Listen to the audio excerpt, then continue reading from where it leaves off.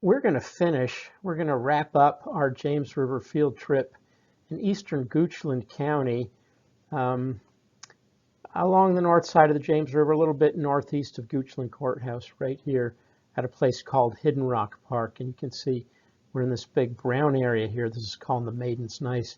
This is the Spotsylvania Fault. So since our last stop, we've actually crossed this big fault near the little village of George's Tavern on Route 6.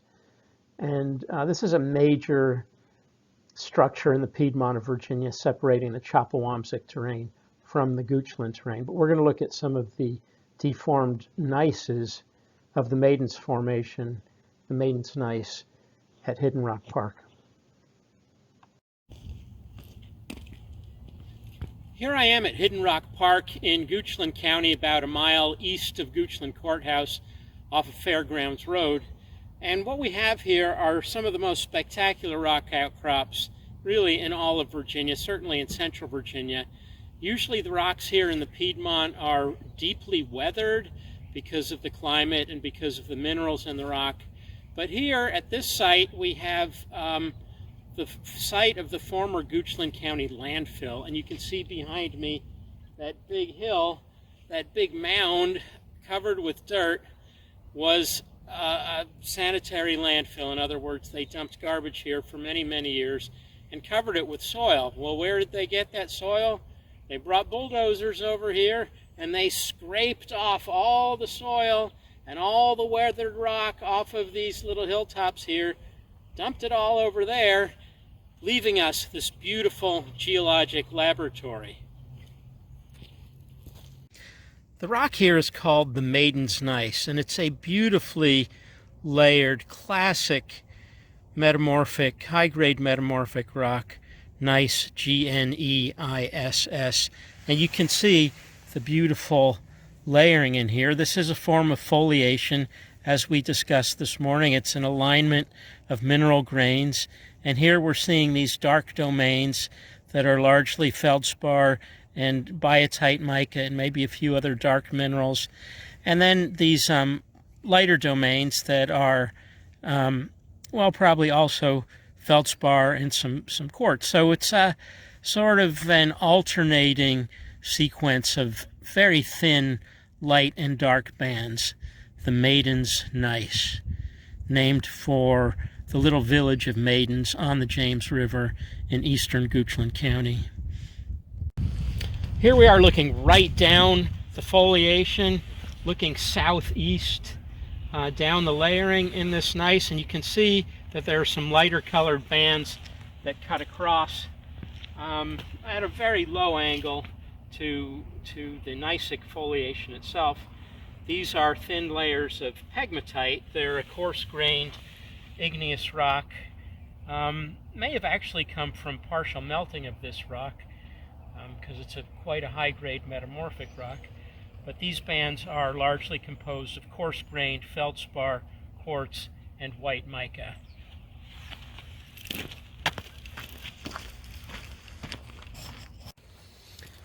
Here you can see one of these pegmatite zones. We call them dikes, just like the diabase dike we saw this morning.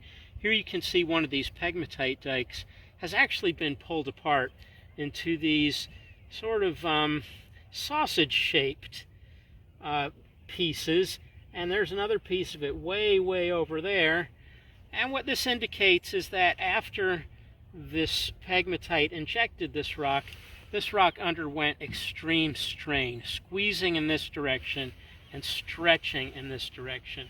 So this is a very highly deformed rock, really no comparison to what we saw this morning, the fairly gently deformed rocks at Todier Creek. This is a highly deformed, high-grade metamorphic rock.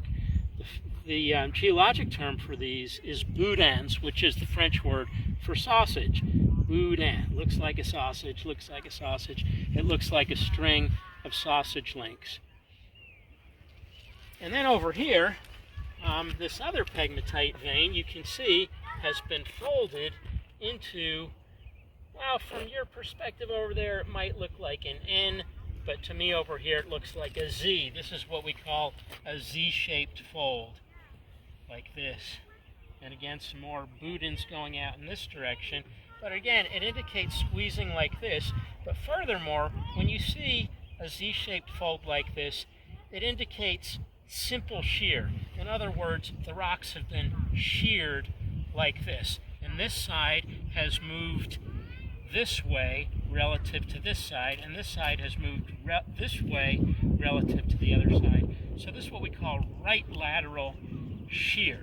The side across from me has moved to the right, right lateral shear. This is another very common feature we see through many of the rocks in central Virginia. The deformed metamorphic rocks often show this right lateral sense of shearing. And that relates to the larger tectonic forces that were underway when these rocks were being deformed.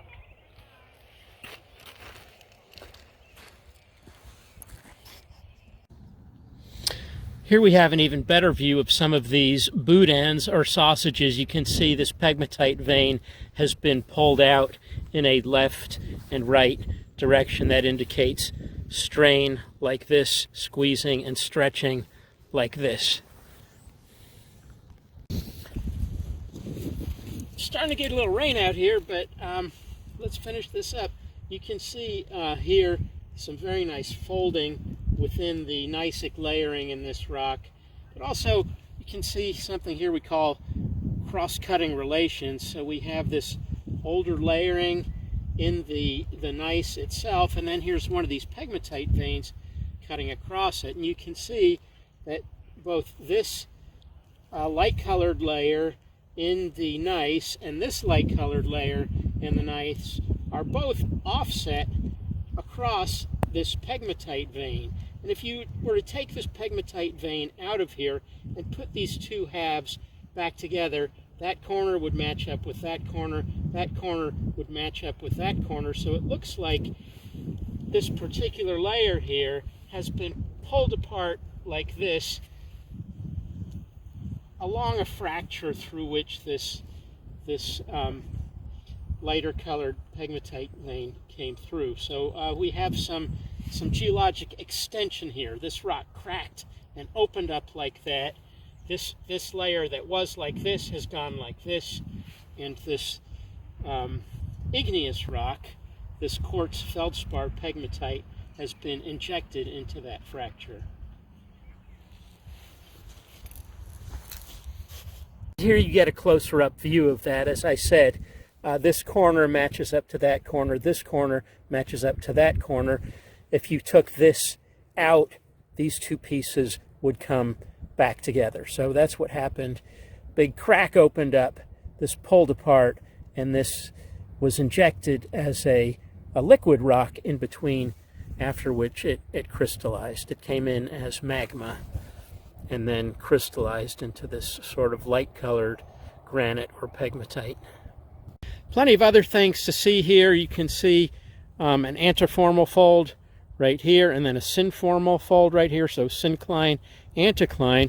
And as I said, I'm facing southeast here, and curiously these folds actually plunge to the southeast. All the folds we saw earlier in the day were plunging to the northeast. Well, we've crossed two major faults since this morning, and what this is telling us is that the Goochland terrain, that is this block of crust on which we're standing right here, has a different tectonic and structural history than the rocks that we were in this morning to the west.